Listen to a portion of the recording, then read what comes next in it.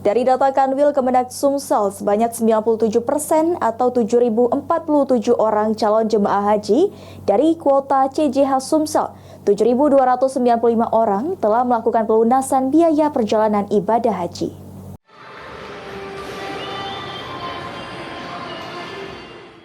Pelunasan biaya perjalanan ibadah haji sudah memasuki tahap kedua, yang dibuka dari tanggal 13 Maret hingga 26 Maret. Pada 18 Maret, Kanwil Kemenak Sumsel mengklaim sebanyak 7.047 calon jemaah haji telah melakukan pelunasan biaya haji.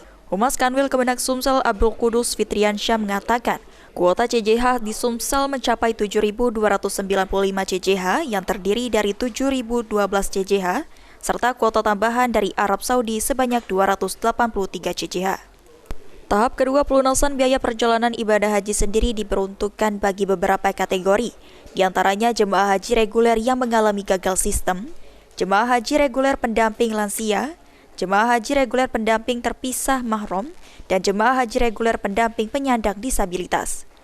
Jadi dari jumlah 7.295 tersebut sampai Senin 18 Maret 2024 kemarin sampai jam pukul 15 kemarin itu sudah ada 7.047 jemaah yang melakukan pelunasan. Itu artinya 97% dari kuota Sumatera Selatan jemaahnya sudah melakukan pelunasan. Mudah-mudahan di sisa waktu beberapa hari ke depan sampai tanggal 26 Maret tersebut kuota kita ini 100% bisa terpenuhi, semua jamaah sudah melakukan pelunasan.